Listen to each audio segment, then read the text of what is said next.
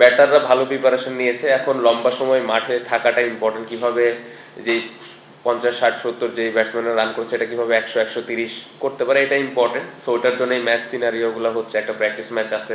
বোলাররা আপনি দেখেন যে এই ভালো উইকেটের মধ্যেও বেশ কিছু আমাদের বোলার ভালো বল করেছে। সামর্থ্যের সবটুকু দিয়ে চ্যাম্পিয়ন্স ট্রফিতে দারুণ কিছু করতে চায় বাংলাদেশ।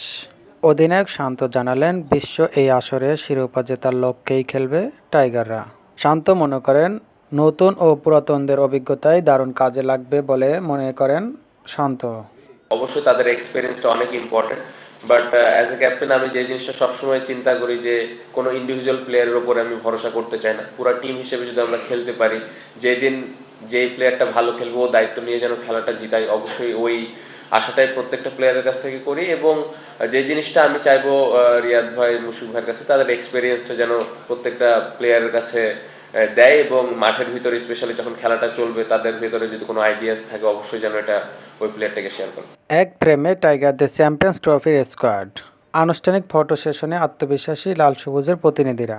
চেহারায় ধীরপ্রতায় এবার বিশ্বমঞ্চে নতুন ইতিহাস রচনার অপেক্ষায় টাইগাররা। দেশ ছাড়ার আগে অধিনায়ক নাজমুল হোসেন শান্ত জানিয়ে দিলেন, সামর্থ্যের সবটুকু উজাড় করেই দিতে চান বিশ্বমঞ্চে। শান্তর জন্য এবারের চ্যালেঞ্জটা একটু বেশি। শান্ত শেষ ওয়ানডে খেলেছেন গত নভেম্বরে। বিপিএলে সুযোগ পেয়েছেন মাত্র 5 ম্যাচে। তবুও বিশ্ব আসরের শিরোপা স্বাদ নিতে চায় টাইগাররা। ম্যাচ খেলতে পারি নাই, এর ভিতরে পজিটিভ কিছু দিক ছিল, যেরকম আমি রেগুলারই এক্সট্রা ব্যাটিং করার সুযোগ পেয়েছি, কিভাবে আর একটু প্রিপেয়ার হতে পারি।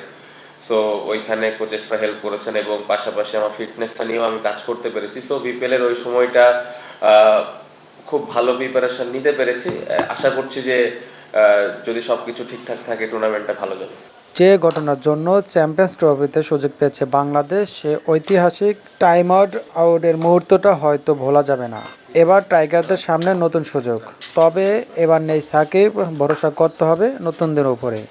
আমরা এরকম অনেক ম্যাচ আছে যে মিরাজ মিডল ওভার উইকেট নিয়ে খেলা জিতাইছে, নাসুম উইকেট নিয়ে জিতিছে, রিশাদ টি20তে আমি একটু আগেও বললাম। সো অ্যাবিলিটি সবারই আছে, ওই দিনে যে দায়িত্বটা পাবেন এবং ওই দিনটা ওর করে নেওয়াটা খুব ইম্পর্টেন্ট, এবং টিমের জন্য আমি কতটুকু দিতে পারছি এটা ইম্পর্টেন্ট। তো আমি বিশ্বাস করছি তারা একবার ভালো কিছু করবে।